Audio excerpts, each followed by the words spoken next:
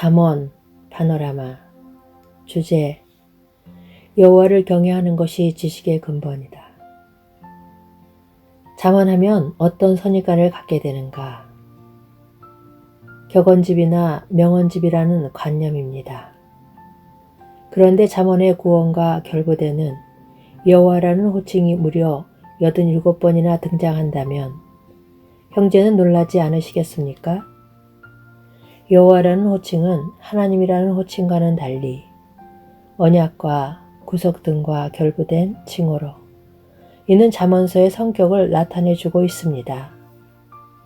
그리고 여호와 경외도 19번이나 나타나는데 잠언서의 구조는 여호와를 경외하는 것이 지식의 근본이라 하고 시작하여 중간쯤에서 여호와를 경외하는 것은 사람으로 생명에 이르게 하는 것이라 말씀하고 고운 것도 거짓되고 아름다운 것도 헛되나 오직 여호와를 경외하는 자는 칭찬을 받을 것이라 하고 끝마치는 구조입니다. 이 여호와 경외라는 주제는 시편과 욥기의 중심 주제이기도 하고 전도서에서도 일의 결국을 다 들었으니 하나님을 경외하고 그 명령을 지킬지어다. 이것이 사람의 본분이니라 하고 결론을 맺는 사람의 본분이 되는 핵심적인 말씀인 것입니다. 잠언서는 서두에서 기록 목적을 밝히고 있는데 이는 지혜와 훈계를 알게 하며 명철의 말씀을 깨닫게 하기 위해서라고 말씀합니다.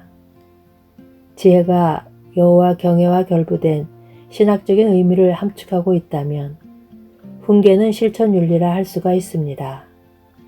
이런 맥락에서 잠언서는 크게 두 부분으로 나눌 수가 있는데 1장에서 9장이 지혜를 알게 하는 원리적인 말씀이고 10장에서 31장은 훈계를 알게 하는 상론으로 되어 있습니다. 원리 1장에서 9장을 보면 먼저 구도를 파악해야만 잠언을 올바로 접근할 수가 있습니다. 1장에서 9절 안에는 내 아들아 하는 아들이 19번이나 나옵니다. 그리고 지혜라는 말이 31번, 음녀 또는 이방 계집이라 말도 합해서 12번 등장을 합니다. 이는 사랑하는 아들을 가운데 놓고 지혜와 음녀가 자기 소유를 만들려고 대결을 하는 구도임을 인식해야만 합니다. 이러한 구조가 욥기에도 등장합니다. 욥을 가운데 놓고 하나님과 사탄이 대결하는 구도입니다.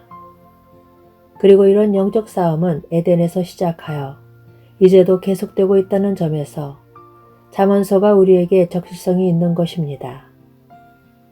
그리하여 지혜가 길거리에서 부르며 광장에서 소리를 높이며 헌화하는 길머리에서 소리를 지르며 성문 어귀와 성중에서 소리를 발하여 가로되 너희 어리석은 자들은 나의 책망을 듣고 돌이키라. 보라, 내가 나의 신을 너희에게 부어주며 나의 말을 너희에게 보이리니 하고 초청을 합니다. 그런가 하면 음녀도 자기 집 문에 앉으며 성읍 높은 곳에 있는 자리에 앉아서 자기 길을 바로 가는 행객을 불러 이르되 무릇 어리석은 자는 이리로 돌이키라. 도둑질한 물이 달고 몰래 먹는 떡이 맛이 있다 하고 유혹을 하고 있습니다. 7장에서는 음녀의 유혹에 걸려든 어리석은 소년 하나를 보여주기까지 하는데 여러 가지 고운 말로 혹하게 하며 입술의 호리는 말로 깨물어 소년이 곧 그를 따랐으니 소가 부주로 가는 것 같고 미련한 자가 벌을 받으려고 새사들에 매이러 가는 것과 일반이라. 필경은 살이 그 간을 뚫기까지 이를 것이라 합니다. 그렇다면 어떻게 하면 음녀의 유혹에 빠지지 않게 되는가? 지혜를 얻으며 명철을 얻으라. 내 입의 말을 잊지 말며 어기지 말라. 지혜를 버리지 말라. 그가 너를 보호하리라. 그를 사랑하라. 그가 너를 지키리라. 지혜가 제일이니 지혜를 얻으라 하고 거듭거듭 지혜를 강조합니다. 지혜를 얻게 되면 여호와 경외하기를 깨달으며 하나님을 알게 되리니 지혜는 얻는 자에게 생명나무라. 지혜를 가진 자는 복되도다 합니다. 그렇다면 잠언서에 65회 이상 등장하는 지혜가 무엇을 가리키는가? 이 지혜가 잠언서를 올바로 해석하는 열쇠가 되는 것입니다. 잠언은 다윗의 아들 이스라엘 왕 솔로몬의 잠언이라 하고 시작이 됩니다. 하나님은 솔로몬에게 내가 내 말대로 하여 내게 지혜롭고 총명한 마음을 주노니 너희 전에도 너와 같은 자가 없었거니와 너희 후에도 너와 같은 자가 일어남이 없으리라.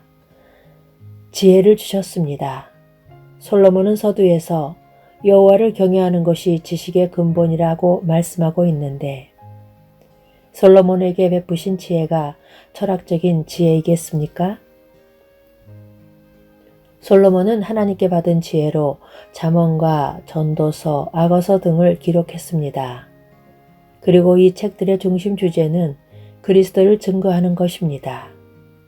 잠언서의 지혜는 여호와께서 그 조화의 시작, 곧 태초에 일하시기 전에 나 지혜를 가지셨으며 만세전부터 상고부터 땅이 생기기 전부터 내가 세움을 입었나니 하고 태초부터 계신 지혜라고 말씀합니다.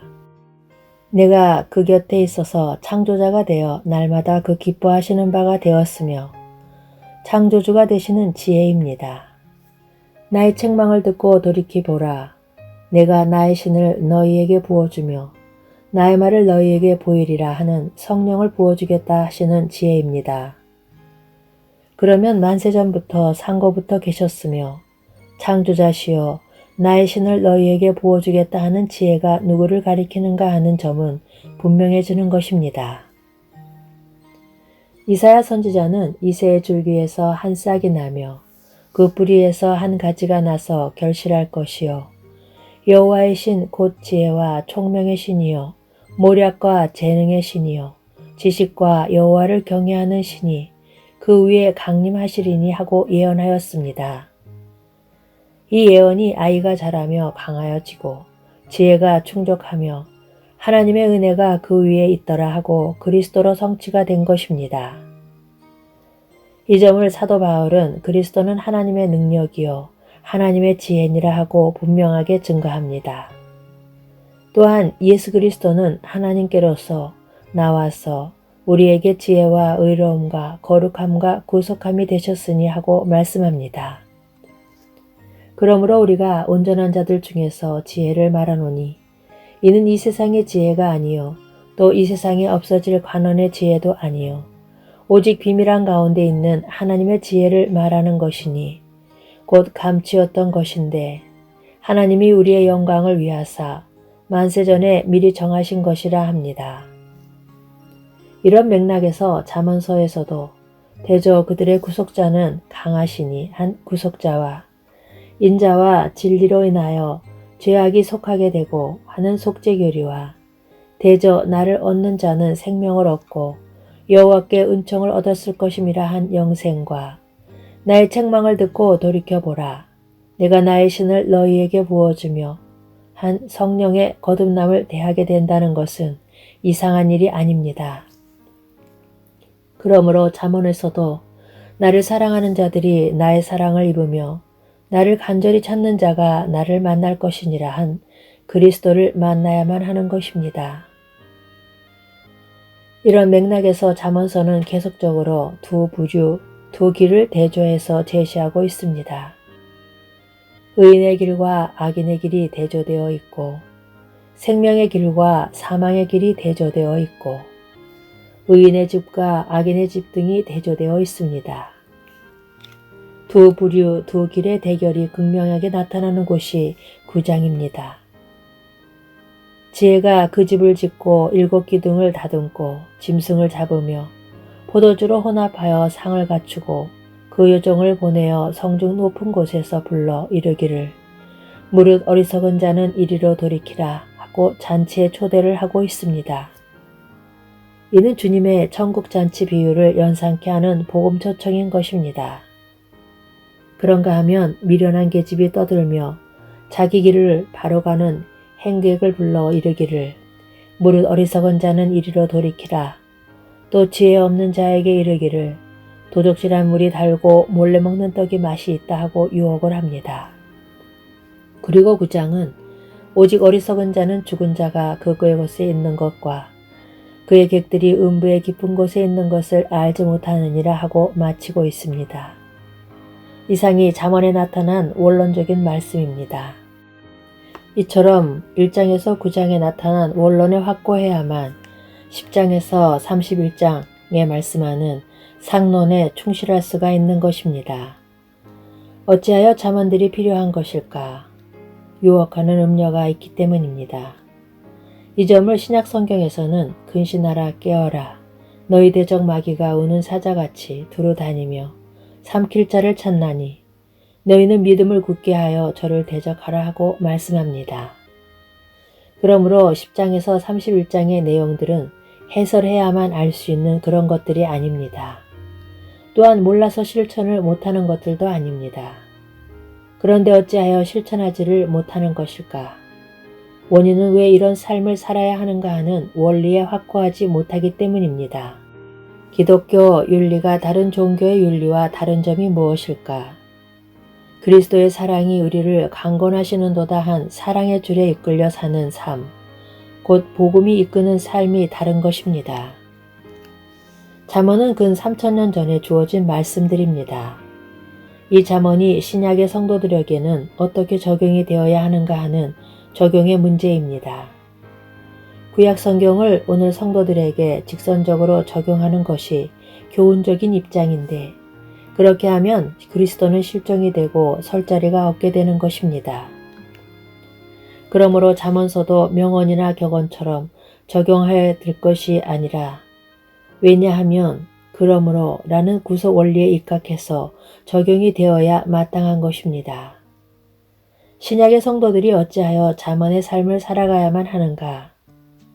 그것은 축복을 받기 위해서도 아니요 잠언을 실천함으로 구원에 이르게 되기 때문도 아닙니다.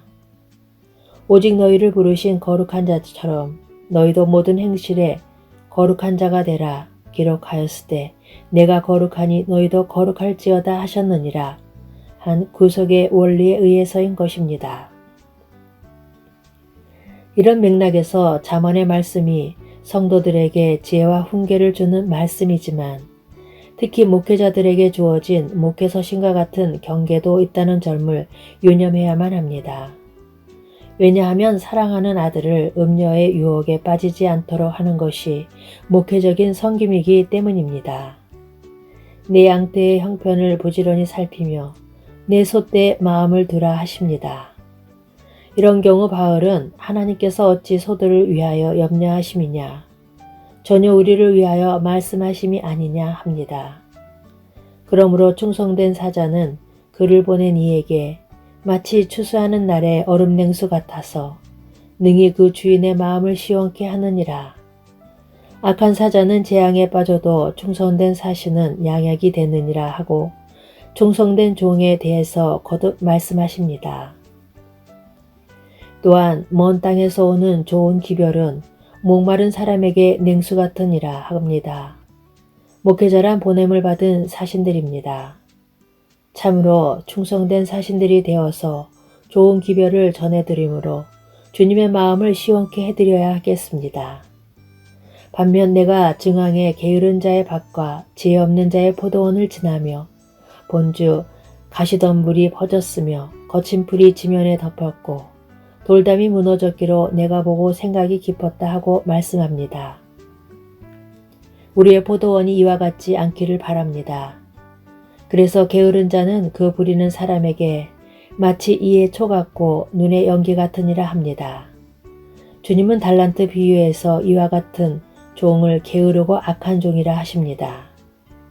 잠언서는 의외라 쉽게 누가 현숙한 여인을 찾아 얻겠느냐 하고 현숙한 아내라는 주제로 마치고 있습니다.